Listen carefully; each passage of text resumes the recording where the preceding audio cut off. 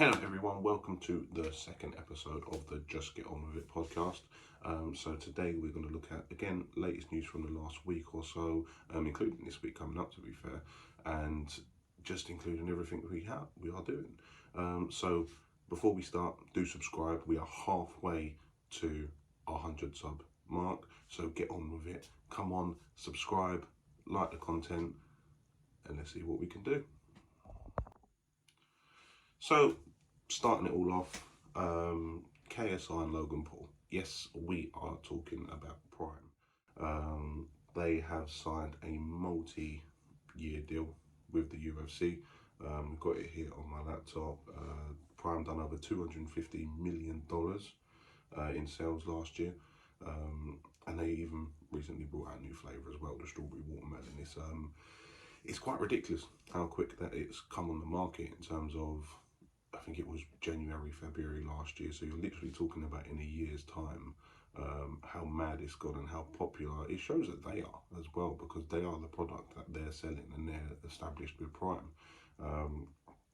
It is absolutely crazy. I don't know how it is in the US, but in the UK, Audi and Asda, it's ridiculous. You can't even get it. You've got that Prime Tracker app that you can get, but even that's not 100% sometimes.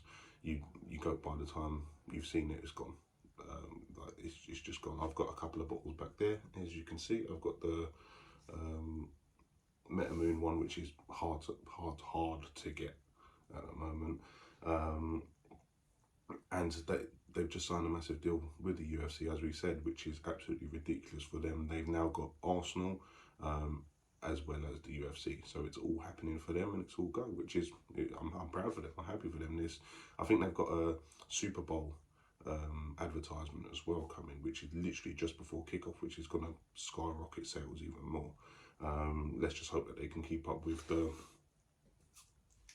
demand. Really, that's what's struggling here in the UK, is that they can't actually get the drinks out fast enough. You've had Asda employees and robbing them in the past, people keeping them behind tills, and then you even got that flipping wakey wine selling them at £100 a can because you can't get them nowhere. It's the demand that's outweighing it all, which is ridiculous. Not all people are happy though. It does say that Logan Paul's brother Jake, who has a massive feud with Dana White, the head of the UFC, he is happy for his brother. He has said that. However, he has called for the revenue essentially that's been made of the UFC to be shared with the fighters. With the likes of boxing, whatever revenue the boxers make, it's that they pay for the events, they promote the events. When it comes down to UFC, they have the say so. So Jake Paul said it before. He said it a couple years ago. He's made a song last year, I think it was, about it, and he's basically fighting for the shared revenue for the fighters, which isn't a bad thing, but it is if you're one of the heads of the UFC. So that's why he doesn't like Dana White. But it's nice to see that he is still happy for his brother getting the promotion and getting the deal for Prime as well, which is all good. Going on to a bit about creators as such. So I started this probably about a year ago, but I did start because it was going nowhere. Now I'm pushing even more because I'm motivated to do so. But there's been a massive boost for creators this week, and it is that Twitter has announced that they are sharing revenue below with the creators of the tweets. So anytime someone tweets, if it then gets a revenue, Twitter doesn't take it all. Elon Musk has brought in a scheme that creators are going to get more from them now. And then YouTube Shorts are now splitting the revenue with YouTubers. So it's not just taking it all and then getting nothing back from it. Don't get me wrong, the amount that they're actually getting, I think someone put up a post saying they got like 20,000 views on their shorts, and they got something like £3.50. I don't know if that's an exaggeration. I don't know the exact numbers of it, but let me know if you know. It's as simple as that. Just comment below. Let me see how it's all going on. Then going into a bit more serious news. On Monday, we had the US had a Chinese balloon spotted in US airspace. We got presidents going on at each other. It's a bit petty, to be fair.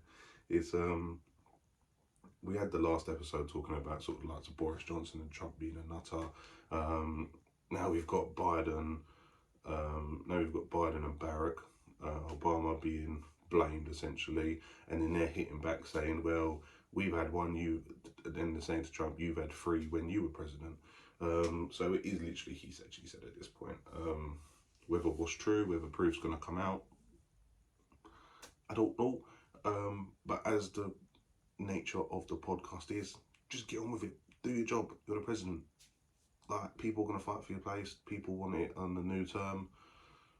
Just do your job. If you do a good job, you're going to get voted in. Barack Obama did a good job. He had 2 terms. Trump, arguably yes and no, with some of the stuff he did. But that's why he didn't get in again. Don't know what else to say about that, really. And then in England, the biggest walkout of the NHS was this week, and it's still going on. On Tuesday, I think it's Monday. On Monday, we had ambulance and nurses walking out. Tuesday, let me have a quick look. Yeah, so Tuesday was the first time that I think we had members of the RCN union that was striking, and then the Royal College of Nurses, and the first ever time with the Royal College of Nurses, the first ever time GMB and Unite both striked at the same time. Before they were done on separate dates. Now there was a big strike on the 1st of February of teachers, trains, buses, flipping everyone in the public sector basically did. And then tomorrow, as in Thursday, you got more members of the RCN striking, and then along with physios cutting a quarter of the service basically. So any physios that there is, a quarter of the service won't be running because they can't, because they are striking. And then ambulance staff as well on Friday. Again, going on, any members of Unison, they're halving the amount. So at 5 of 10 services that they provide in England, they're going to go on strike. So that is a massive deal. That's 50% of the workforce essentially, which is crazy when you think about it. What I think of this situation, it's hard. Everyone wants a pay rise. Everyone wants more money. In terms of my personal view, I do think they deserve a pay rise. I do, 100%, hand on my heart. But not all of them, because in every sector, no matter where you work in, whether you work in the public sector, whether you're a teacher, whether you're a bin man, for example, with nothing wrong with any of them, you're going to have people that work their absolute bollocks off, who deserve a pay rise, and then you're going to have the people who don't work their bollocks off and want a pay rise to be the same pay as that person who doesn't perform as well. And essentially, I think the government needs to give them the budget and then let the departments decide who to get the pay rises. I don't think everyone should get it. I have had experiences with the NHS where I can wholly say that the people involved in that should not be getting like the bad things, not just like sort of poor service. I've been sort of criticised for saying that they give poor service, but I know that NHS does save lives, and it is in a do or die situation amazing. But in terms of some of the situations that I've dealt with like my newborn baby, any bits like that, it's been shocking. It's been shocking, and the people that were involved in that should not be getting pay rises. They need to up their game in their level. They need to be working harder, like the people who are probably end up covering their shifts, but then they want the same pay as the people that are covering their shifts. And everyone's in a different financial situation. So some people are going to be forced to be covering shifts because they need the money. Some people are going to be living from home, living with parents who may pay rent, may not pay rent, may pay bills, may not pay bills, may have a house share, may have their own house. So everyone's outgoings are different. So the people that are pushing and pushing and pushing and pushing, they then deserve that extra. Whereas the people who aren't pushing yet and are stagnant, I don't believe should. And that's my work ethic. I would push, push, push, push, push, push, and then expect something at the end of it. Not expect something and then push afterwards. But it is what it is. Let me know what you think about it. Let me know what you think about my views. I'm not going to take any offence to it. Just to finish off with it, they have rejected a 4.75% deal at the moment of a pay rise. So the government has offered to give them something. It's not a lot, but I think what they've got to start balancing into is how many days off are they going to end up having before they then lose money. There was a post worker at the beginning of the year, well, I think it was end of last year to be fair, but it was beginning of the year, said he took something like 2 or 3 days off. At the beginning of this year, took more off last year, ended up losing about £1,000 worth in terms of a wage that he would have got, and he only got a £900 a year raise. So it's going to take him over a year to then recover the loss that he's had from that sort of striking action. So it has to be worth their while as well, which is, I understand where they're coming from, but asking for 19%, especially when you're getting offered 4.75%, I think they're I don't know what's going to happen. It's going to be interesting. It's going to be interesting, but yeah, I do not know what's going to happen at all. And then, last but not least, because there isn't much, I don't really want to go into sort of the sad news. There's a couple of people sort of deaths in here, people missing. But the last thing I'm going to go into is sort of just the mad weather situation at the moment, really, across the whole world.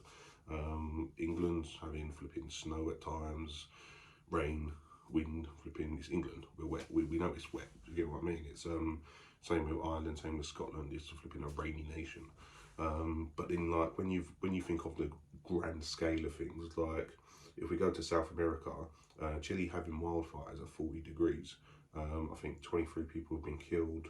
And then the same in like the likes of Argentina, Brazil is getting even hotter.